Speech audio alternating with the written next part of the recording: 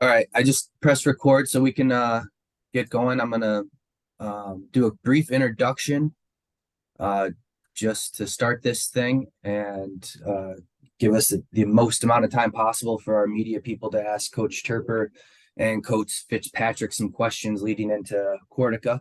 So just a couple of things to remind you of is I'll be posting this to our YouTube channel right after we're done so that you can watch it over, share it however you want, get some more quotes for anything that you need to do. Um, I'm muting people as I see if they're not, so just please remember to stay muted until I call on you to ask your questions. Um, if you can begin submitting your questions or a request to ask questions in the chat, I'll monitor that and call on you in the order I receive them. Once Coach Turper and Coach Fitzpatrick are done answering the previous question. At that point, I guess I'm going to turn it over and ask Nick Karski to open up this interview with the first questions of the day. All right. Thanks, Justin. Guys, thanks so much for the time. Really appreciate it as always. And yeah, the free lunch was always nice. No question about it. But um, Coach Fitz, I'll start with you in kind of going off the Cortaca realm for a hot second. But you guys, wrapped up the Empire 8 season with another hefty lopsided win against Brockport. Can you describe to me the feeling of winning another conference crown and earning that spot into NCAAs here? Yeah, it was obviously a really good feeling beating getting a victory over a very physical, good Brockport team. It was different than the previous years because we had to win our last conference game of the year to clinch. The previous couple of years we had clinched earlier in the year, so this season had a little bit different flow to it leading into Cortaca. But it felt great, a little bit of relief, I guess. Knowing that we were back in the NCAA tournament, which is obviously a goal of our team, as it is a lot of teams in the country. But relief and a lot of pride in how we played. I thought our guys prepared extremely well and just really played hard and played together in all three phases. And just happy to win our conference again and get a chance to go into the postseason mostly. Following up on that, what'd you learn most about your team over this recent stretch here of E8 games? I think we're kind of finding our footing as a team. We're getting healthier in some areas, and I think we're gelling at the right time. And I was happy to play a team like Brockport at the end of our conference schedule because it got a chance to prepare us. We had some really tough non-conference games early in the year to test us. And to have another test against a really good team, a team that's well coached, that I respect a lot, the way Brockport plays, that was just a great way to kind of ramp up. So not only to win our league, but to have to beat a really good team to win it at the end of the year, I think is a good way for our team to be peaking at the right time, heading into a game against another really really good opponent, and then on to the NCAA tournament. One more for me for Coach Turp quick. You guys obviously wrapped up conference play last week, and in some ways it always feels like the entire regular season has come to a close already. And I think some of that is because Cortaca maybe gives not necessarily an illusion, but gives the feel of a playoff game. Do you feel that sort of same way? Do you feel like Cortaca is kind of the start of the playoff and the postseason for you guys? I think for both programs, having locked up an NCAA bid is certainly a benefit. Obviously, going into this game, if we didn't know if we were going to get at large, either of us, it would be a different feel, certainly throughout the week. But both knowing that we're going the following week, man, it's like Coach Fitzpatrick said, right now, playing a really good opponent going into the playoffs is the best thing you can do for your program, because once you get there, it's not going to be an easy stretch at all.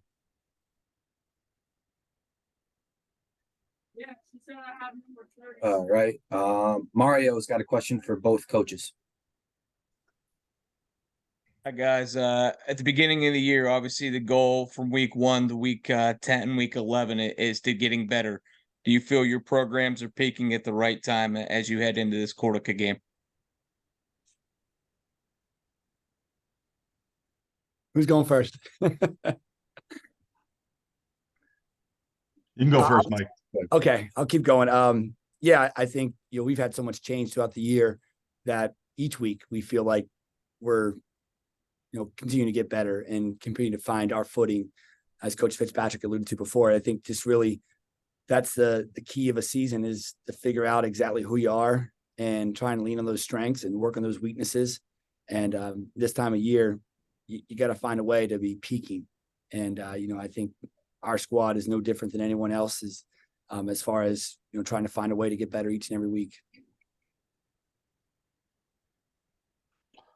Yeah, Mario, I do think we're getting better each week. I think we've gotten a lot better from week one, certainly. In some ways, seasons are long, injuries happen.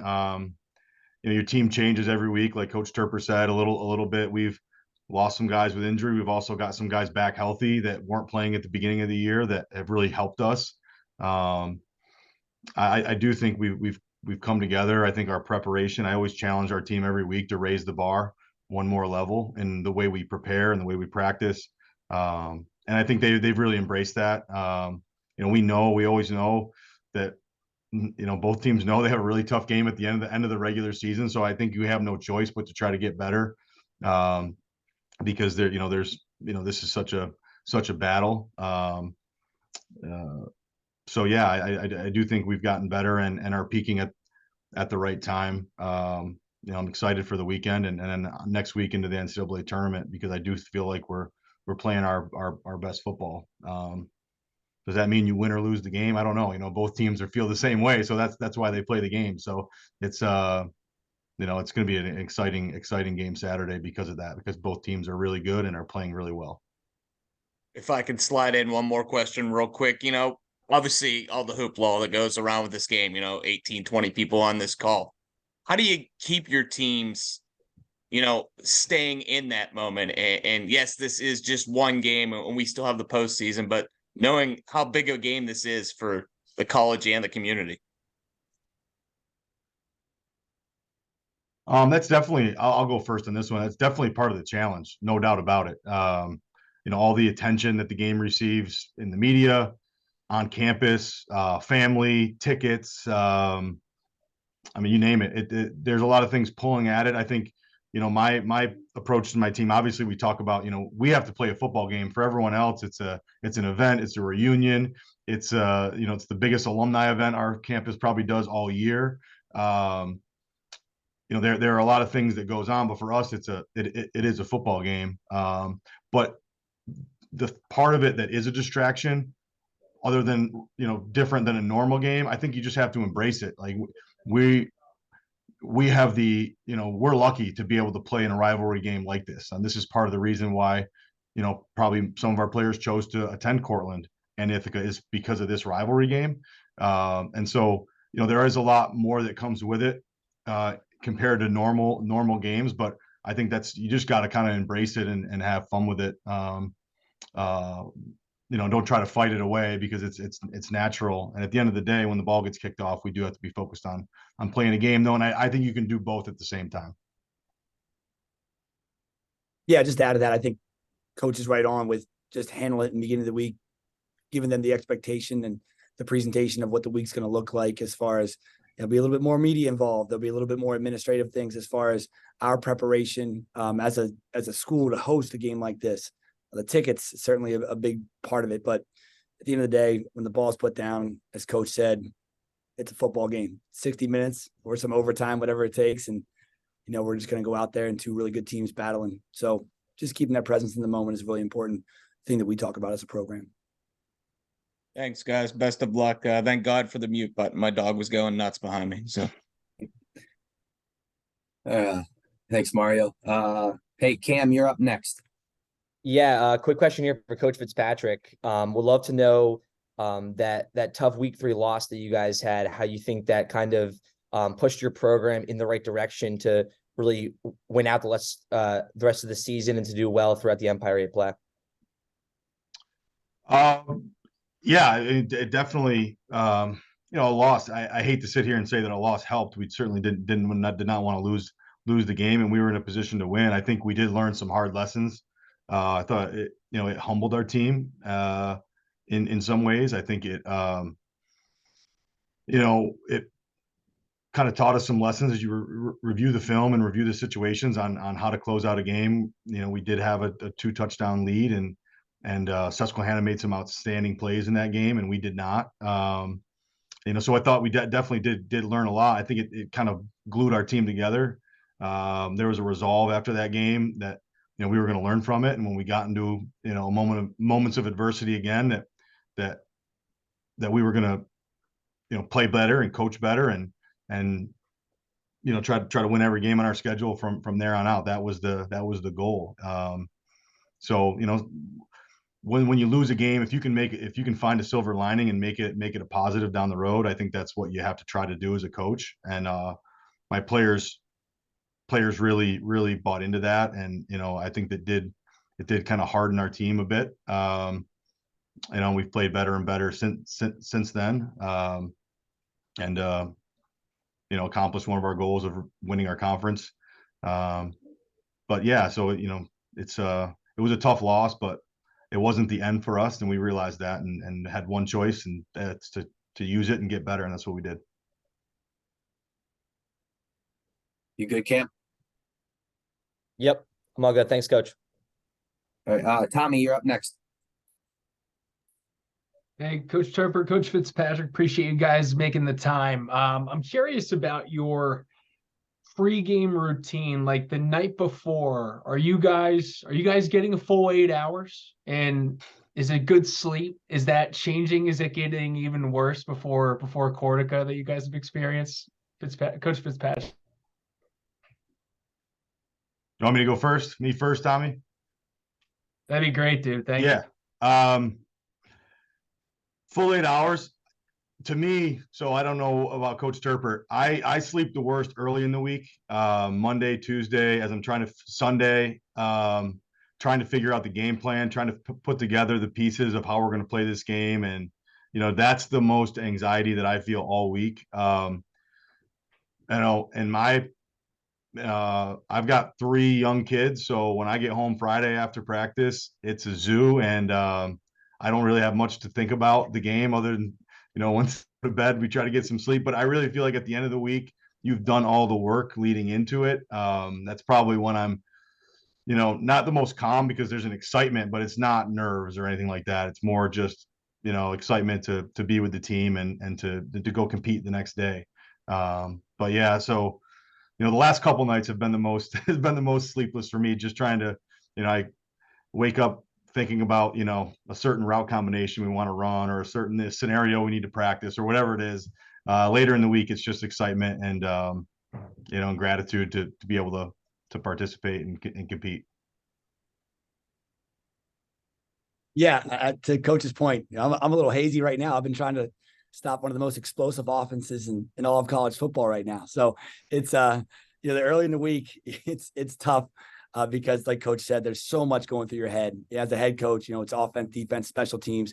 It's what are we doing in practice? You know, is it too much volume, not enough volume? You know, just really working out the whole week in itself. And then we get to Friday, and I've got a little one at home too, and just get a chance to focus on them. And the fact that neither of us have to go, you know, on the road this week is great, you know, as far as spending a night in a hotel. So Friday nights are certainly a little bit less hectic, I guess you could say, than Sunday, Monday, Tuesday, Wednesday.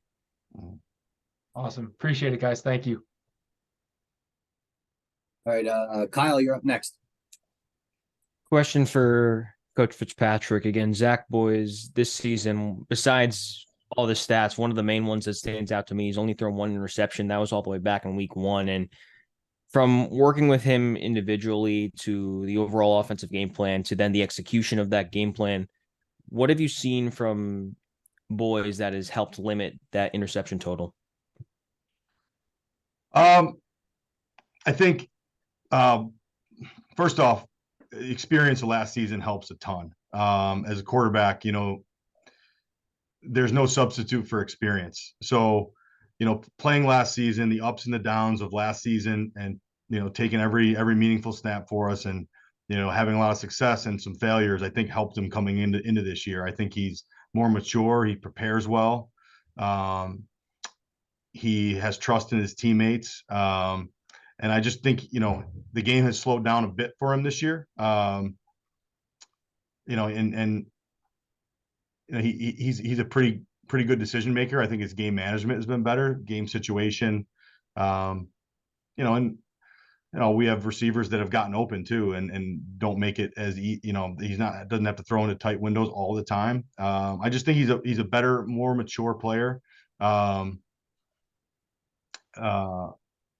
some of it, I was a quarterback. Some of it's flat out luck too. I mean, he's thrown some bad passes that could have gotten intercepted and just didn't. Sometimes you throw great passes that do get picked off. So it's one of those things. But Zach's we trust him. His teammates trust him. He's an exceptional leader, great person, great competitor. And I'm happy for him to have the success so far. I know he's such a competitive kid. He wants to play great every Saturday and lead our team. And I just am proud of the progress that he's made, not just because of the lack of interceptions, but just how much of a warrior he is for our team. All right, up next, Danny. My question is for Coach Fitzpatrick. Coach, obviously you experienced a Cortaca game at home in Cortland last year at Yankee Stadium. This is the first time you and your team have experienced a Cortaca Jug game at Ithaca since 2017. I'm just wondering, is there any sort of special preparation you got to do in terms of crowd noises, or just getting the team ready for an atmosphere they haven't played that in so long? No, I mean, obviously, playing on the road in a game like this is, we acknowledge it's going to be a kind of a crazy environment, but that's fun. That's all part of it. I got to say, Coach Turper is going to hate me for saying this, but I love that it's on turf and not grass. That's a huge one less thing for me to worry about. But it's we're excited for the environment. We know it's going to be us against the world. Hopefully we'll have a couple thousand fans wearing red, kind of supporting us. But this is all part of the fun. Playing on the road, it's in some ways, even in non-rivalry games like this, playing on the road is almost more fun than playing at home. It's it does kind of galvanize a team, and this is obviously going to be a great environment, to play in. It's a big time game, and we're excited to experience it. I'm excited to walk back and forth from the locker room, seeing the crowd. I think it's all part of the experience. I think we're gonna try and soak it in, and play the best we can, and knowing that we're on the road, that's one more thing against us. But I think this team likes that sort of stuff. Awesome. Thank you, Coach. All right, Toby, it's to you now. Thank you. This is a question for both coaches. Knowing that coming after this week, there is another playoff game, is the preparation any different, and maybe even intensified, knowing that next week after this, you still have to prepare for another game and potentially even more? I'll start off. No, it's a 1 week season every week. I know it's the most coaching cliche answer you can get, but we'll worry about next week. And we got our hands full this week already. Yeah, I would second that. We've got our hands full this week, so we're just focused on this game. And with the playoffs, we don't know who we're going to play anyway. So there's really nothing to prepare for, other than where we're going to watch the selection show, and getting a room reserved, because you got to do that in advance. That's pretty much it. Other than that, now we're focused on this one. The next game is the most important game. So thank you both. All right, Billy. Hey, coaches, just want to say thank you so much for taking the time out. Coach Turper, I want to start with you. So coming back to Ithaca for the first time since 2017, playing Cortaca here, how does that factor into the significance of the Saturday's game? I think it's just exciting for the community and the student body here and our players too, to actually have a game back at home on the South Hill. It's been a long time since this happened. So it's really, going to help bring the community together. And I think it's going to be an awesome presentation, especially with the upgrades of our stadium and our facility. Just really a good way for our school to bring everybody back here, and the town's going to be excited about it because it's going to drive some revenue, because there's going to be 8,000 people here in town that aren't typically here. Students will be here, but it's a lot of fun just being around campus and hearing how excited people are that it's back here. And a lot of the student media team right here that's on this call doesn't have to go all the way to New York City or down the road to Cortland. So it's really a good deal for Ithaca College. Yeah, and then a question for both of you guys, but starting with Fitzpatrick, you talked about your relationship with each other, you guys, throughout the first pitch at a Yankee game. Obviously, played each other in Cortaca Jug last year. What is the respect level you guys have for each other off the field? Oh, I mean, I have tremendous amount of respect for Coach Turper.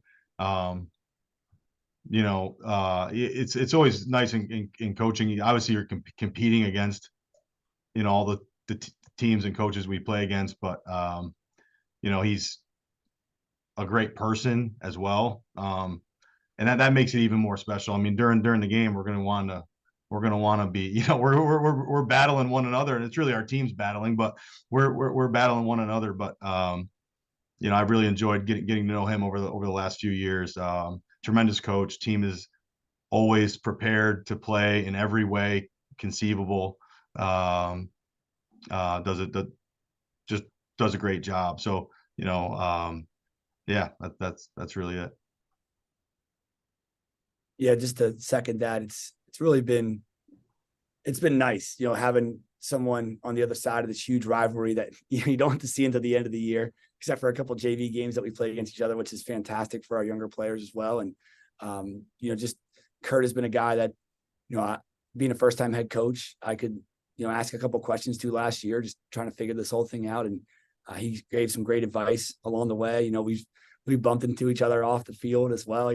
Our families happen to be at the Moore family farm together for that big Cortaca Fest that they had out there, which is really cool. And got a chance to catch up with him there. But, just to have somebody, especially not being in league, that we're pulling for all year long. And I'm sure they're pulling for us all year long to get to this point where both teams are, in the position that we are, and really make it even better for the fan base, and even better for our players. So it's been a real treat to have somebody down the road that you're rivals with on the field, but really someone that we can have real life conversations with, and also kind of share best practices as well. All right, Karski, you got a couple more questions? Yeah, kind of got teed up with the questions about Cortaca being back at Butterfield, but I'm wondering for both of you what the logistics and the schedule is going to be like over these next couple of days, because in some sense you don't have to deal with the logistics of going all the way down to a Yankee Stadium, hours and hours away, maybe some alum sort of get-togethers, whatever it may be. So for both of you, like, is it a little bit easier and not as much of a logistical nightmare for both of you? And what is the schedule kind of looking like in preparation of what's coming up on Saturday? Yeah, I can start on that. I mean, logistically, there is, much less than last year, obviously. Much less than a home game for me too.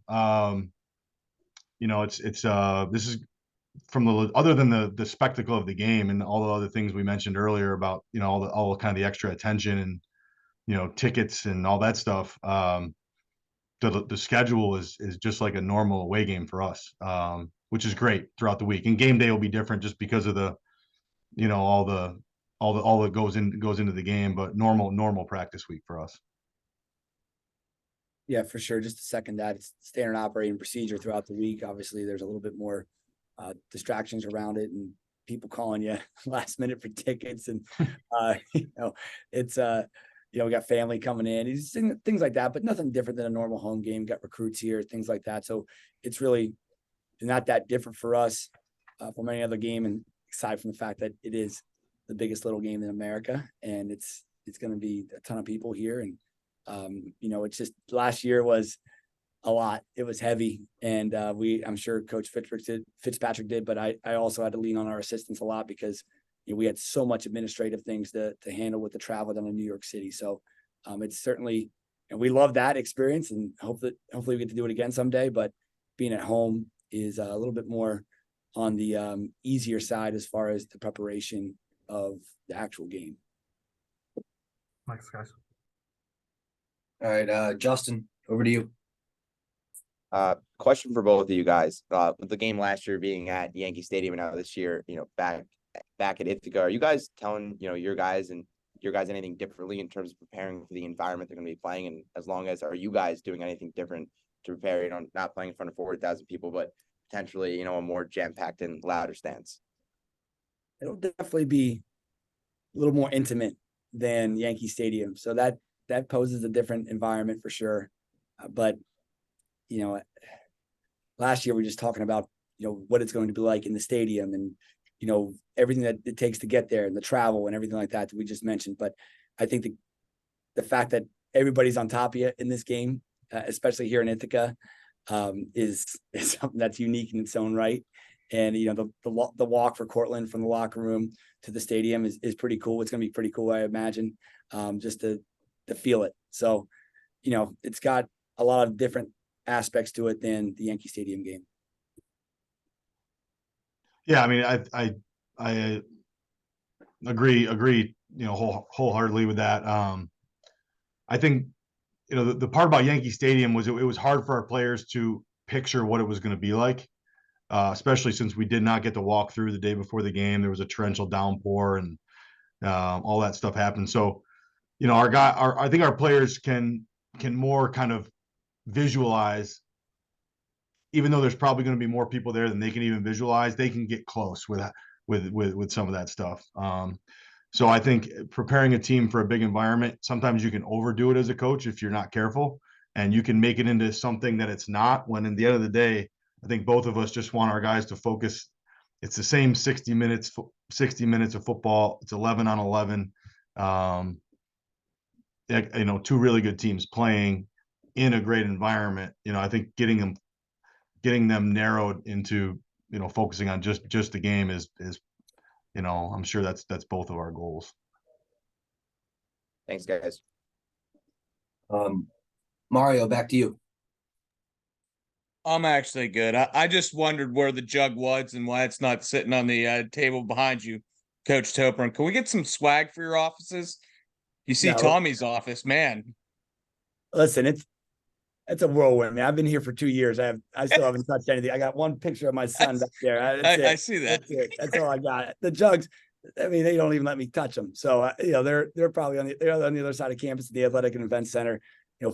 Our Fitz handles that stuff. So we'll see it maybe on game day. I don't know.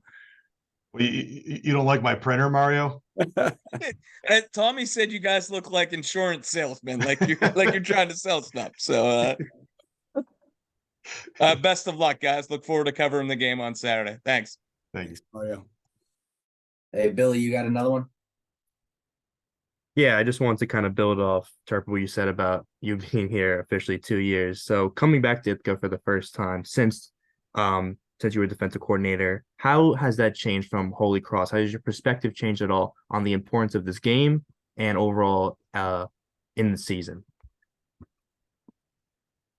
From the importance of the game, I think I understood it pretty well when I was here the first time, but obviously as a head coach, there's a lot more things that are on your plate in preparation for a game like this, such as this press conference right here. But I think, I always, when I first got to Ithaca in 2017, I didn't know much about it, but learned quickly what it meant to our alumni and fan base, and how special it was, and how unique it was, and how pure of a game it was really for this day and age of college football. So, I just think it's so special, and just really, it's a really cool thing that, as Coach alluded to earlier, a lot of the reasons why the players on our teams chose to come to Cortland or come to Ithaca.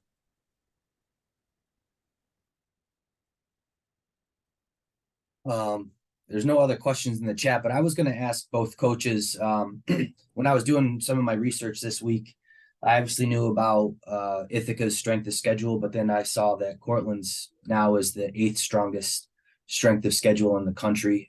Ithaca's is number 1. So I was just kind of curious from both coaches' perspectives. Coach Turper, you just alluded to it, the changing landscape, about challenging your teams throughout the year to maybe better your position when it comes down to a potential at-large bid for the tournament, because it is so difficult to get in. Yeah, I can start on that. Definitely, building schedule. I think in Division III football, strength of schedule is very important for the postseason. I think it's important in the moment just to test your team and make your team better.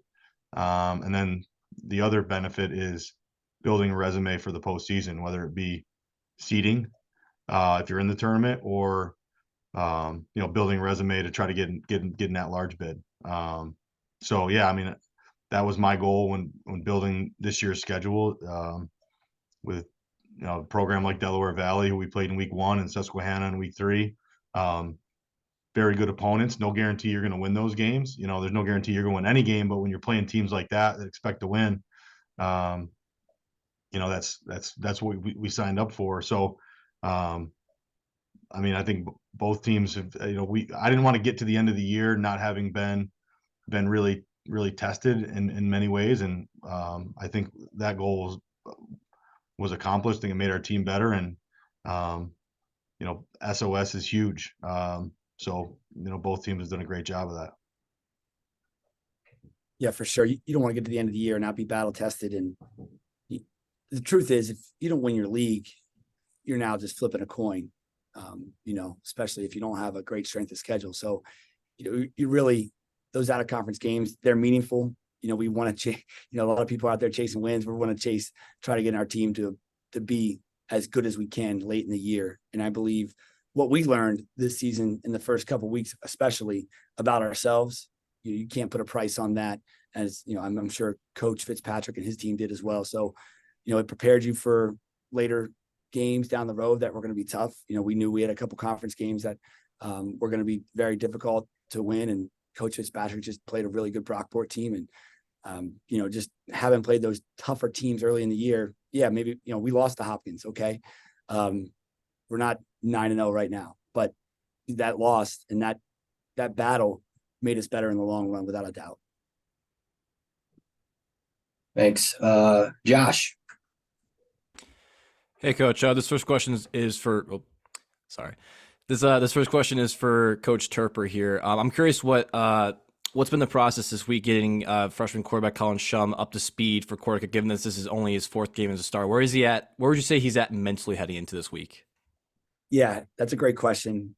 Certainly, when you have a freshman starting in a game of this magnitude, as far as the hype around it and all the other distractions that go along with it, you just want to make sure he takes it one day at a time, and presenting the game plan to him and working out the kinks through Tuesday, Wednesday, Thursday, and just making sure that there's clarity in his mind going into that Friday walkthrough 100%, knowing exactly what is going to be asked of him to do to have success offensively is the most important thing. He's a kid that, it's almost, he's so young that it helps him not knowing what he doesn't know. Right. And I think, making sure that he's just confident in what we're asking him to do is such an important piece of the puzzle to get somebody that's a freshman prepared for a game that, yeah, it is a little bit bigger than most. Yeah, and then on the flip side, to Coach Fitzpatrick, what's kind of the process like preparing for a quarterback like Colin Shum, who hasn't had a whole lot of snaps coming into the season? I don't know if we're preparing for Colin specifically, but the offensive unit as a whole. I'll say that I'm very impressed with him and how he's played these last 3 weeks. You wouldn't know he was a freshman. I've coached quarterbacks my whole career. I'm very, very impressed with what I see on film. He's got a big arm. He's very athletic. Coach Turper and his staff put him in really good positions to be successful. So, we're honestly, we're preparing for the whole unit, not just Colin, but he's he's really good player as a freshman. And I have no doubt he'll be ready to go. So we see it as a challenge. You know, he's got all the tools to be a great player. You know, we're just trying to make sure this isn't his coming out party. I'll be honest with you. So. All right. There's no other questions. Eli, do you have any questions? Steve Lawrence, any questions? Parker? Anybody else? I'll shoot. I'll just for Coach Sherper, what is the most difficult part about a midseason change at quarterback? Obviously, you got a 3-year starter, All-American going down. Collins definitely played well, but what's the most difficult part about that change for the team? Yeah, for the team, it's tough because AJ is so cerebral and just has an incredible football mind. And Colin will get there. He's just really green. So, they both have different skill sets. So trying to make the pieces work around them for what they do best is that challenge. I think Coach Hatcher and our whole staff have done a nice job of figuring out, okay, what's in his wheelhouse, what does he do best, and how can we, fit that in around him and make sure that our offense isn't completely different for the players that are also in it, but also do the things that maybe highlight his skill set a little bit more.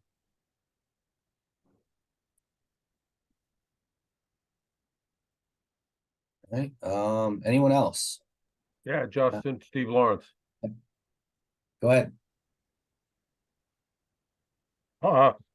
First of all, this is I've covered exactly half the Cortaca Jug games. I just figured out this is number 32 for me. I guess 64 Jug games. So great to be here. I just looking forward to asking Coach Fitzpatrick when he's walking out on the field with thousands of hostile fans screaming if he's going to share Coach Turper's definition of the word intimate.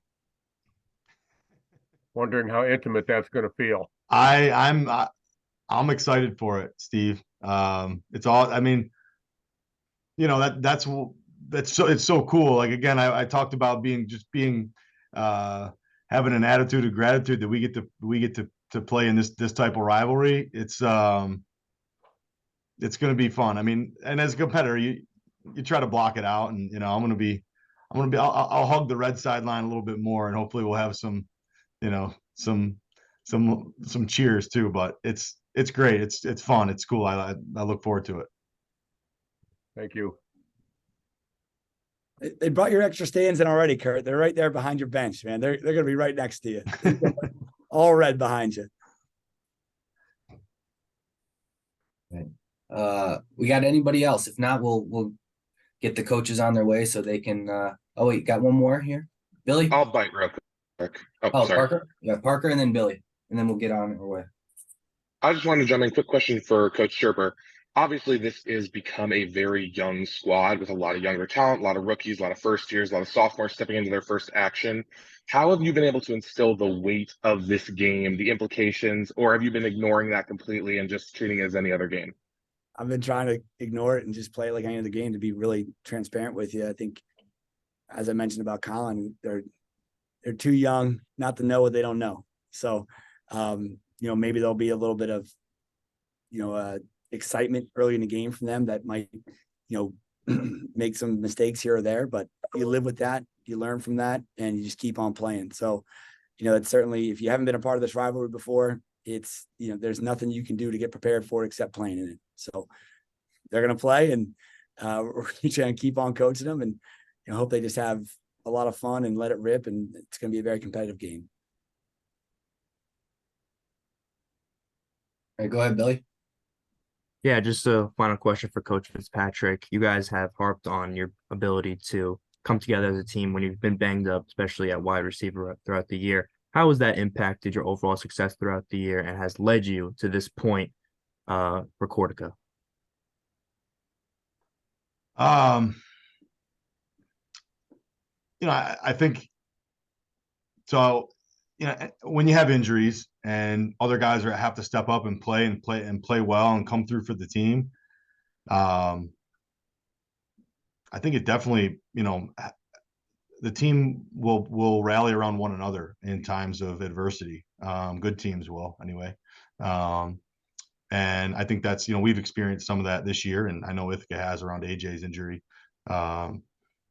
So yeah, I mean, it's I think that's all part of the story of the season. College football seasons are long and brutal in some ways. It's a physical game. So, it's I'm proud of the way some guys have had to step in. Next man up. That's what they practice hard for. Even the guys that are backups, you never know when your time is going to come. You could be one play away from, having to make the game saving tackle or the game winning catch or throw or whatever. So, we try to get all of our players to you're practicing for your moment. When your moment comes, you got to be ready, and you never know when that's going to come. And it might come for some young players Saturday if the circumstances arise. And when that happens, that's, as coaches, that's the most proud that I get. When it's easy for the players that are your best players that get it, that play well every week, for them to make plays. It's the player that no one really expects to make a big play. When they step up in a big moment with confidence because they're prepared and they make a big play, there's nothing better than that. And we've definitely had some of those moments this year, which have made our team better as a whole, for sure.